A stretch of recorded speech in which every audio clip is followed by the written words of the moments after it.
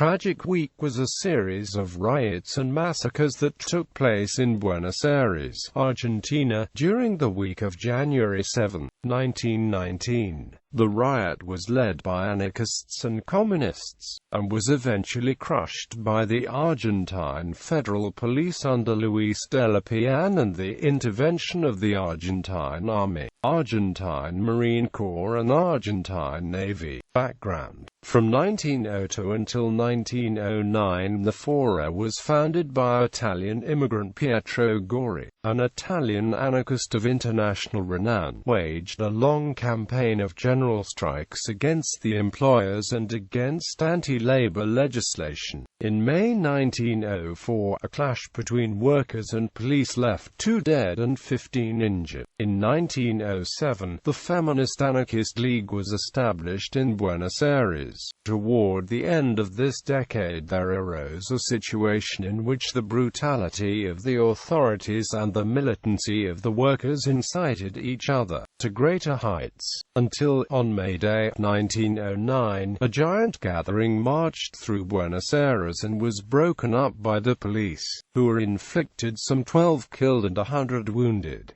It was reported at the time that anarchists had provoked the violence. Argentine President José Figueroa Alcorta narrowly himself escaped death when an anarchist bomb was thrown at him while he was driving in Buenos Aires on the 28th of February 1908. The government officials were again thrown into panic when a 19-year-old anarchist, Ukrainian immigrant Simon Radovitsky, killed with a handheld bomb the city's police chief Ramon Falcon and his aide Alberto Lartagzu, who were driving through Kilboa Street in Buenos Aires on the 15th of November 1909.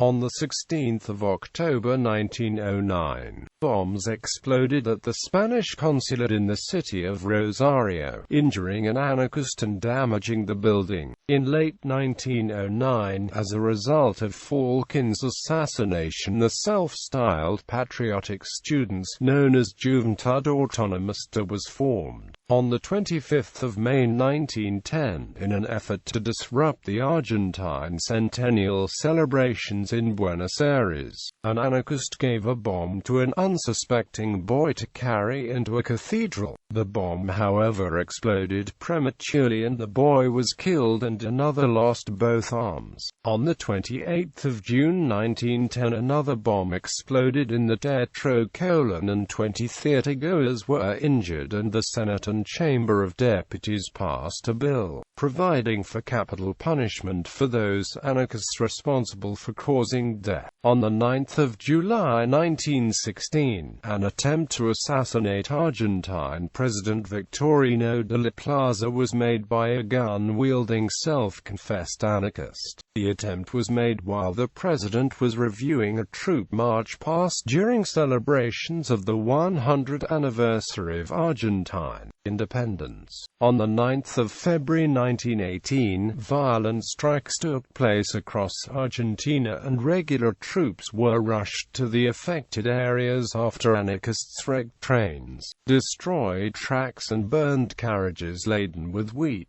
Development: the conflict began as a strike at the Vecina Metal Works, a British-owned plant in the suburbs of Buenos Aires. The strike at first attracted no attention, but on January 3 the picketing workers fired on a group of policemen who were conducting wagon loads of metal to the Vecina Works. 2 days later a police sergeant died of his wounds. On January 7 an unrelated event took place. The maritime workers of the port of Buenos Aires voted a general strike for better hours and wages. The same day, at Vecina Metal Works, the police, who had laid a trap of cleverly planned crossfire, fought it out with the striking workers when they tried to stop a load of metal escorted by the police. 5 workers were killed and 20 wounded. The next day, Wednesday, the waterfront strike began. All ship movements, and all loading and unloading, came to a halt. On Thursday, funerals were held for the 5 workers who had been killed by the police.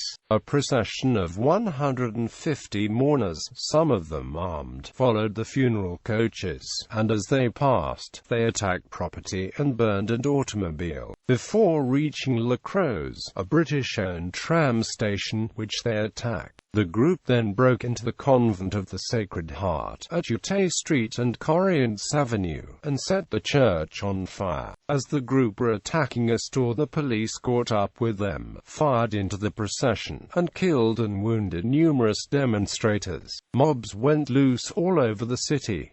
Groups overturned and burned streetcars and robbed sports shops for the guns inside. In the afternoon, at 3 p.m., 3,000 people stormed La Croze station. Violence also erupted in the Congress, where members of the Argentine Chamber of Deputies reportedly threw notebooks at each other, rather than taking action. The funeral procession met a suburban train at a railroad crossing and broke every window in the carriages. At Vecina workshop, angry crowds pushed garbage wagons against the doors to break them down and get at the British directors who were besieged inside. The British minister appealed to the president Hipólito Yrigoyen for help. Yrigoyen gave the order to shoot to kill, but as the toll of dead and wounded mounted, the mobs became more frantic and destructive. That night, the Federación Obrera Regional Argentina met to consider police action and voted for a general strike for 24 hours throughout the city of Buenos Aires. On Friday, there were no newspapers, markets, stores, hotels and bars were closed, and transportation and communication networks were stopped. A new participant in the massacres, the Argentine Patriotic League, emerged, targeting the city's sizable Jewish population. The right-wing league sought pogroms, and brought an ever-growing list of dead and wounded Jews to the newspaper columns.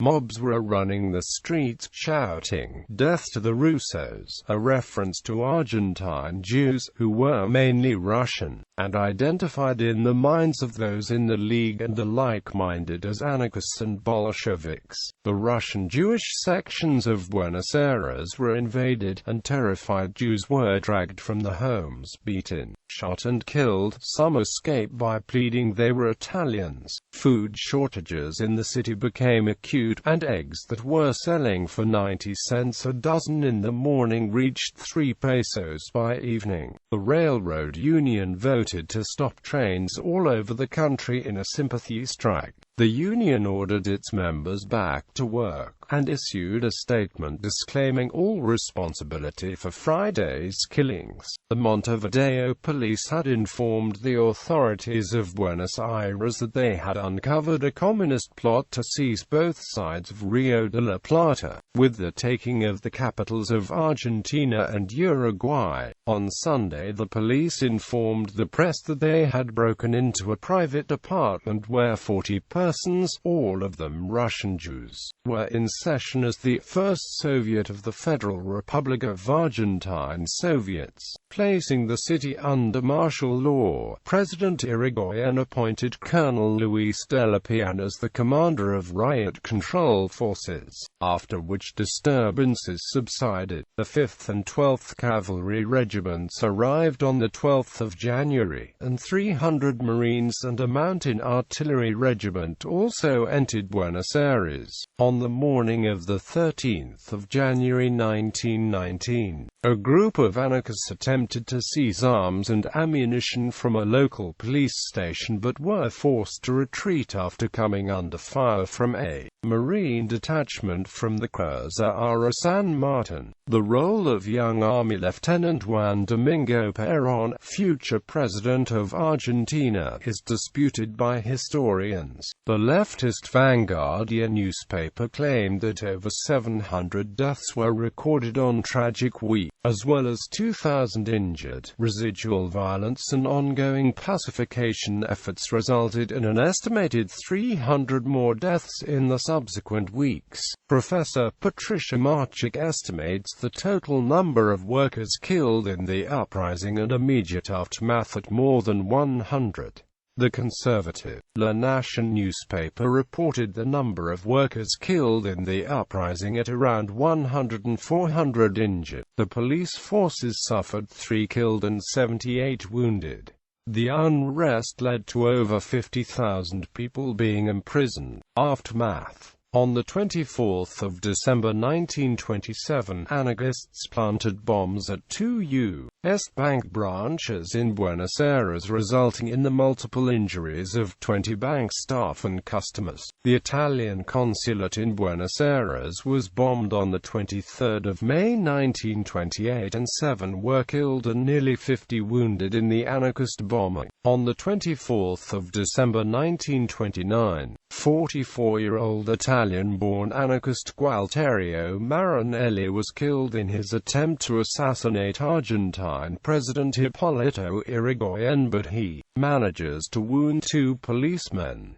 On September 6, 1930, Yrigoyen was deposed in a military coup led by General José Félix Uriburu. The Uriburu regime shut down anarchist and communist presses and made it difficult, if not impossible, for anarchists to spread their ideals. Uriburu ordered the mass deportation of Spanish and Italian workers that had joined the anarchists, and the changing political, economic and social conditions led to the decline of this movement, particularly in its manifestation within the labor movement. Nevertheless, on the 20th of January 1931, 3 anarchist bombs went off at 3 strategic places on the Buenos Aires railway network, killing 3 and wounding 17. Bibliography. Godillo, Julio. La Semana Trágica de Enero de 1919. Buenos Aires, Argentina, Hispamérica.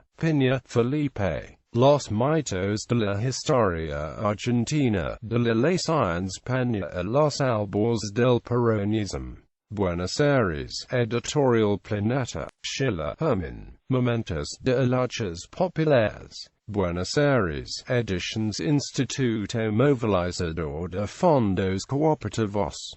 Galasso, Norberto. Perón a Formación, Ascenso y Caída. Buenos Aires, Colihue, ISBN 950-581-3996.